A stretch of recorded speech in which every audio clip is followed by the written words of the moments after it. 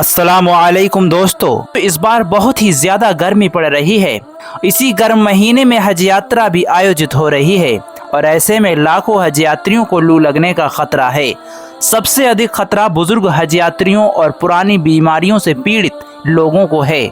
इस महीने में लाखों मुसलमान हज यात्रा करने वाले हैं, लेकिन मक्का में भीषण गर्मी के कारण हज यात्रियों में गर्मी से संबंधित बीमारियों के बढ़ने की आशंका बढ़ गई है। दुनिया भर से 20 लाख से अधिक मुसलमान हज के लिए यहाँ पर आते हैं। इस साल वार्षिक हज यात्रा 14 जून से 19 जून के बीच 6 दिनों तक चलने की उम्मीद है। मक्का में इस दौरान तापमान 50 डिग्री सेल्सियस के पार तक जाने की उम्मीद है। इसकी वजह से हज यात्रियों, विशेष रूप से वृद्धों और विभिन्न बीमारियों से पहले से ही पीड़ित लोगों के स्वास्थ्य को खतरा पैदा हो सकता है। पिछले साल हज यात्रा के दौरान 2000 से अधिक हज यात्रियों पर गर्मी का असर पड़ गया था। औद्योगिक काल से पहले की तुलना में वैश्विक तापमान में 1.5 डिग्री सेल्सियस की वृद्धि होने से हाजियों को लू लगने का जोखिम 5 गुना बढ़ गया था।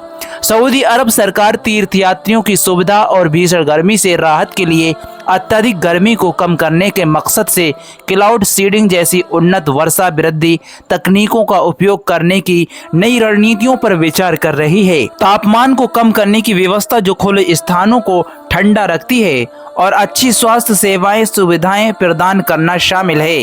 ये अभियान तीर्थयात्रियों को हल्के कपड़े पहनने, पर्याप्त मात्रा में पानी पीने और दिन के समय की गतिविधियों को सीमित करने के लिए प्रोत्साहित करेगी। हज यात्रा उन सभी वयस्क मुसलमानों के लिए अनिवार्य होती है जो आर्थिक और शारीरिक रूप से कम एक बार हज करने में सक्षम हैं। हर मुसलमान पर जिंदगी में एक बार हज करना फर्ज होता है। ये इस्लाम का 5वां स्तंभ है और इस्लामी आस्था और एकता की सबसे महत्वपूर्ण अभिव्यक्ति है।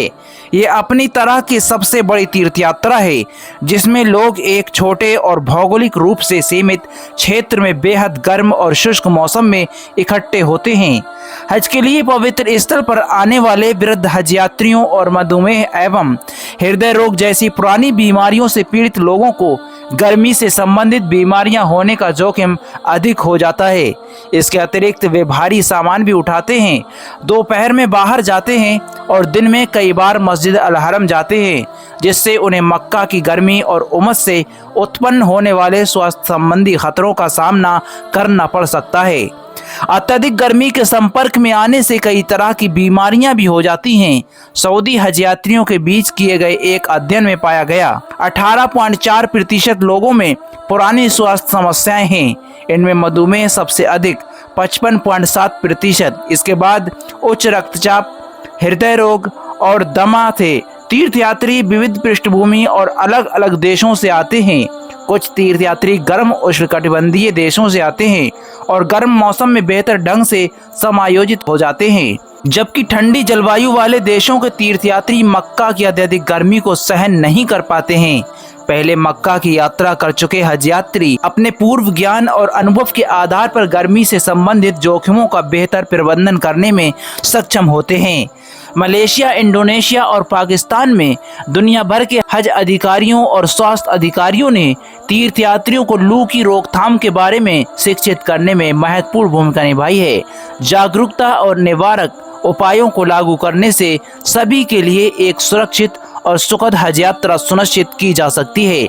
सभी हज यात्रियों से गुजारिश है कि वे अपने स्वास्थ्य का ख्याल रखें, ज़्यादातर पानी पीते रहें और वहाँ पर जो क्लिनिक बनाए गए हैं, जहाँ तहाँ आपको छोटे छोटे क्लिनिक दिख जाएंगे, वहाँ पर आपको किसी तरीके की कोई परेशानी हो, स्वास्थ्य में कोई दिक्कत हो, तो आप उन क्लिनिकों पर से दवा ले लें और अपने स्वास्थ्य का ज़्यादा से ज़्यादा ध्यान रखें, पानी की कमी ना होने पाए और आप अपने अरकान सही तरीके से अदा करें और दुआओं में हमें भी याद रखें। अल्लाह से दुआ है अल्लाह तबारक व तआला आप सभी का हज को कबूल फरमाए और जो भी इस वीडियो को देख रहे हैं अल्लाह तबारक व तआला हम सबको भी हज करने की तौफीक अता फरमाए।